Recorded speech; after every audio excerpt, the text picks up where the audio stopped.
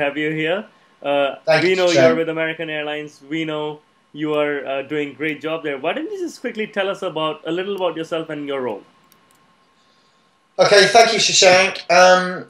Obviously, I'm Jonathan Pierce. I'm the Director of Social. It's a role that I've been in. It was a newly created role last year for American Airlines, and I took it on in about March 2011. And American Airlines is taking social very seriously, and there's a commitment, sort of the highest levels of the organisation, that our business needs to become more nimble, more adept, more relevant, more modern, and social is at the core of that sort of proposition. Right. So, sort of my sort of task as the team has been to sort of, as social, is to build that team. Pulling on all different sort of aspects of the business and building sort of an integrated team. Right. So my background is I've worked for American for 12 years. Previously to this role, I was over in our Europe office as sort of a European marketing manager there. And then just moved to Dallas, to our headquarters, to take up this position, and really enjoying it. I mean, it's an exciting place to be, an exciting time. Fantastic. I'm sure you enjoy the Dallas sun more than the London lack of sun. But that apart, yeah, it's very different. Yeah, that apart. Now imagine you're back at the start. No Facebook presence, no Twitter presence. If you're just starting from scratch, what were the three most important things you would have thought of doing? What's your objective of getting into social or building virtual communities?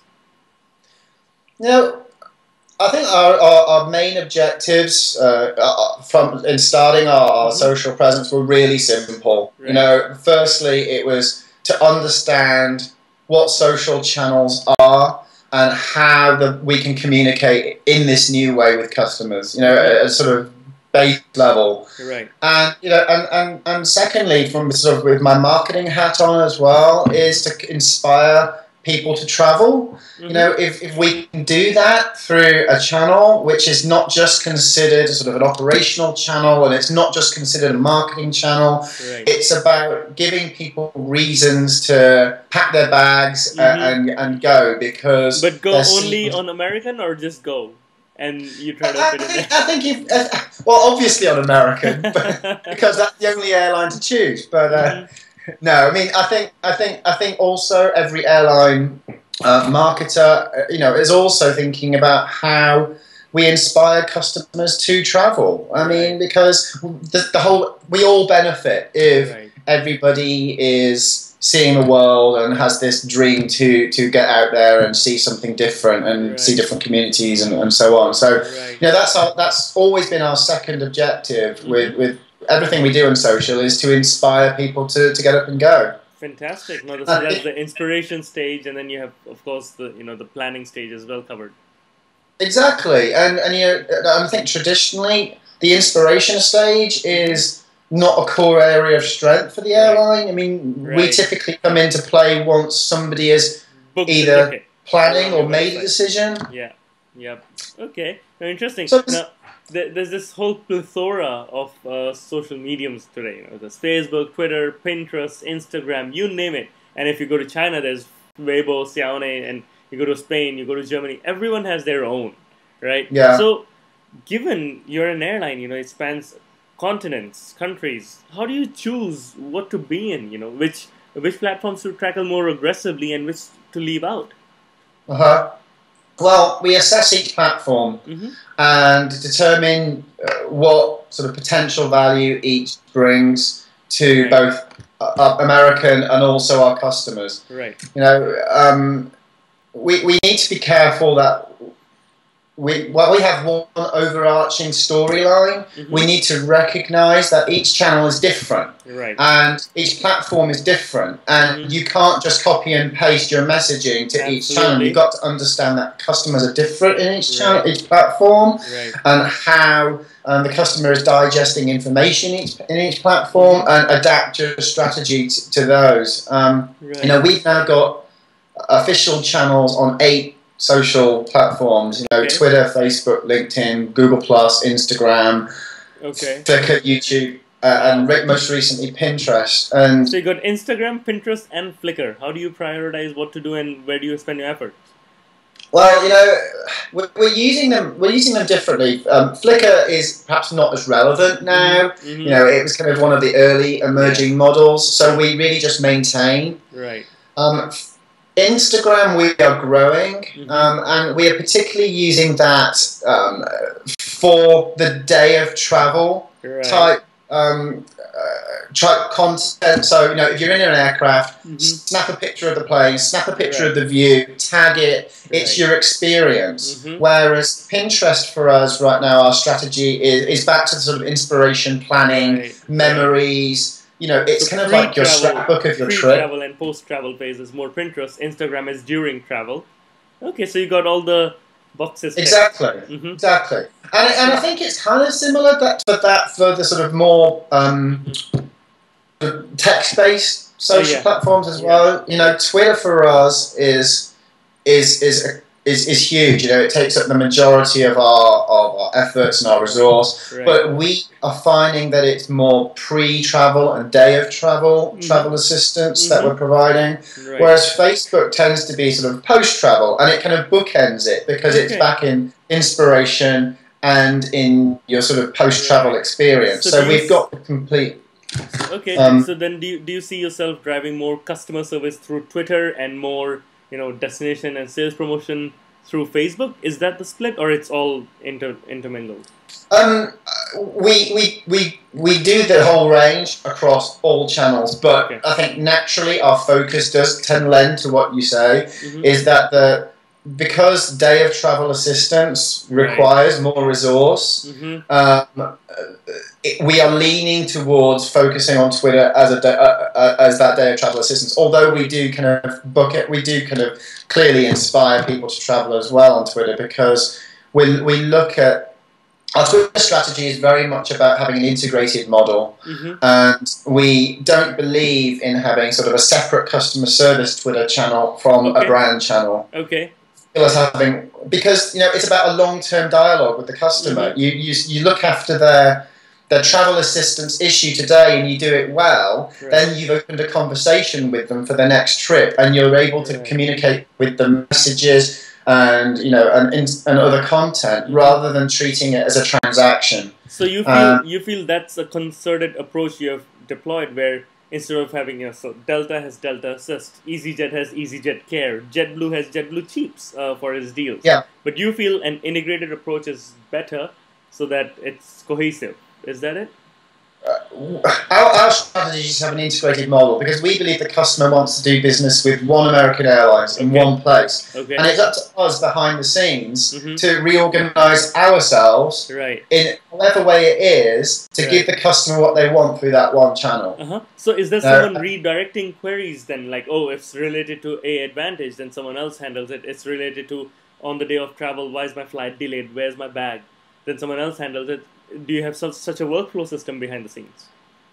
We have a workflow system where we have representatives from reservations, customer relations, baggage services. We pulled representatives from each area of the business and retrained them into social. Okay. And so the team that is responding actively day to day is a sort of highly skilled team, but we've pulled them from each area of the business, so we can answer the majority of customer questions very quickly on the spot. And the sort of more detailed investigations and issues that you just clearly can't do on the spot, then we just have connections in place with the relevant departments to follow up and get those resolved. Right. And now, I mean, the key question we always, when we work with airlines, airports around the world, is around metrics.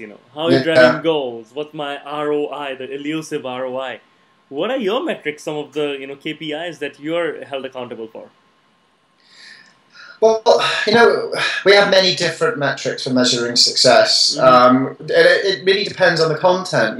We look at sort of high-level measures like fan growth. Engagement through sort of shares is particularly important to us because clearly that's a measure of how relevant your content is, and if your customer is putting their name to your content, they will ultimately be sharing it. Right. So to us, that's a very important metric, because it means our content's sticky. Right. You know, reach of our messaging. We do a lot of understanding into how viral our messages is becoming. What about non-social metrics? Do you have a number of those? As in like, oh, here's the response time, and because we are responding so quickly on Twitter, perhaps call volume at the call center goes down. Are there such links already formed? Yeah, but we have revenue performance, clearly, as a sort of non-social metric, but we also have service level agreements that we are developing. You know, they're not exactly the same right now as the sort of core reservations telephone-based, because they're clearly different models, but we are moving towards a system of alignment so that we can have a target to our Twitter assistance folks, that we can say to the customer, we will have a guarantee of response. But we're doing that behind the scenes right now, just to kind of get everybody aligned, and we can get a baseline metrics. Okay, so I sense from what you're sharing, there isn't as much pressure as we've seen in other airlines about driving revenue, you know, day after tomorrow from social. Otherwise, I won't fund it. Do you feel that you have that luxury in American? No, I mean, we are clearly held accountable for metrics and performance of our content, but you know, I think alongside that, you know, there is our role in the social communications group is to help the business understand what metrics social can report on. Right. You know, I think a lot of the some internal groups, you know, aren't as familiar with what you can track. Right. So. You know, one of the ways that we do that we are held accountable is, you know, delivery of feedback, and we are, you know, we're sharing sort of, if a customer is commenting on a certain aspect of our product or service, it's delivering that feedback through the organisation efficiently, and so that we can ultimately get back to the customer. And that sort of measurement and understanding of customer feedback is one of the core metrics that our business units at American are measured on. So equally we are as well. Right. Okay. Okay. Interesting. So how big is the team who's dedicated only to customer engagement and social media efforts for you? Well, we've moved from a team of literally one or two with a sort of outsourced agency team to we're currently at 12. 12? And that's significant. Yeah, and that's broadly split 50-50 between sort of customer service assistance and then sort of content development, analytics, and community management. You know, they're a group of specialists combining sort of communications folks, promotions folks, customer service, and you know, they're a fun, innovative, fresh group of thinkers. You know, and I encourage them all to sort of express their personalities as well, because this is obviously an opportunity for American to have a brand personality, and our people do express that. No, that's perfect. It's almost as if, you know, you're at a presentation right now and you're ticking the boxes. It's perfect. It sounds really good. So, what are some of the, you know, short-term goals for your team in terms of in 2012 or perhaps next year for social media? You know, firstly, I think we're going to continue. We've got to continue to involve our customers in the content we're developing. We've recently launched a YouTube video series called Behind the Scenes at American Air, where we're crowdsourcing questions that our customers have on our business. So, like, why do fares change, and what happens to my bag, and so it's been very successful for us, and we want to continue this program of just transparency with the customer, being open and honest, and this is what the brand is, and there's people behind it, and letting our customers help shape our social and marketing strategy, and you know, and sort of as a second point to that is giving our followers giving our followers who are sort of signed up to hear from us on whichever channel a reason to stay engaged. Right. You know, so, you know, for example, we're about to launch a promotion in a couple of weeks with another sort of iconic American brand, and we're really excited about that, and it's going to be ultimately providing value for our existing followers and our new followers about why you should communicate with Americans. So it's not George Clooney from Up in the Air, I hope. No, I think unless they're doing a sequel. I would love a sequel, given the plain geek I am, as you know. Now, what's been your greatest takeaway? I mean, in the process of building your American Airlines social media strategy from scratch and building it to a point when I first met the social team about, I think, 1.5 years ago, there were 1.5 people in there. Yeah. And now you're saying the 12 people, you've got solid goals, you've got progress, metrics. Simplifying is using your case studies in some of our work. How do you think you've got there? What's your greatest takeaway? In a relatively short period since I've been in this role, we've seen a lot. We've learned a lot every day. Yeah. It's incredible. The airline business is a complex thing, so many variables, and impacts so many people every day. I think my greatest takeaway is just the need to remain vigilant. And understand the issues that can grow quickly, that can impact the brand. And you've got to have, and not just myself, but you've got to have a team of people who have the intuition to recognize what can potentially grow and have plans in place, robust plans, that you can head them off at the pass, or if they are growing, how to handle them effectively. And so I think that's perhaps my sort of greatest learning this year is never let your guard down. Fantastic. Now, letting your guard down is what a lot of airlines do, and there are lots of bumps in the way and things go wrong. And I'm sure, as you said, you learn from the mistakes. What's been one of the biggest mistakes you feel, frankly, that you've made that's taught you a lot? Oh, goodness. Biggest mistakes. I think we just...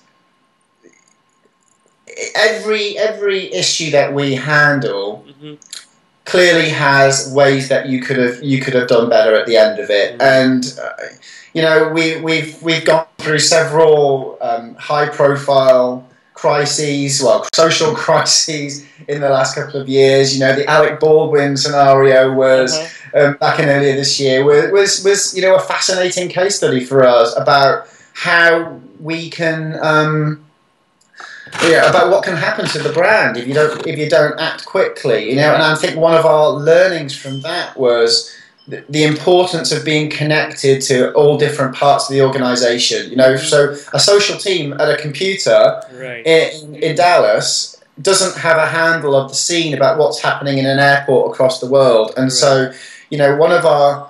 It wasn't a mistake, but a learning from that scenario was the importance of having connections in place everywhere where the brand has a presence. And sort of our learning was just then communicating openly and transparently with our customers helped us kind of have a viable part in the chatter. Right, not an easy job, is it? No. What would your advice be to those who are at your place, 3 months ago, just about starting out, or 6 months ago? What would be your number one advice to them if they're looking to go big in social media and they're an airline or an airport?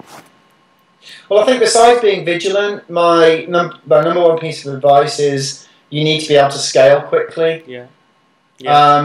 Because do you do that internally by having some slack, or with an agency, or with a strategy consulting group or something? There's a role for both models. We would not be able to be in the position we are today without having an agency to help us get on our feet, because the value of an agency is they can help you move to market quickly, while you, as a badged employee, for a better expression, can do a lot of the internal sell about what social is about. But ultimately, I believe that to do social well, it's got to be an in-house function. And for me, my number one piece of advice is ensure you have a support network internally, Mm-hmm. you know, executive support and advocates, because you know you do need to be able to scale quickly, and Mm-hmm. having that network in place allows you to ultimately get the people that you need and the support you need. Right, fantastic. Now, finally, how's simplifying been helpful in your pursuits?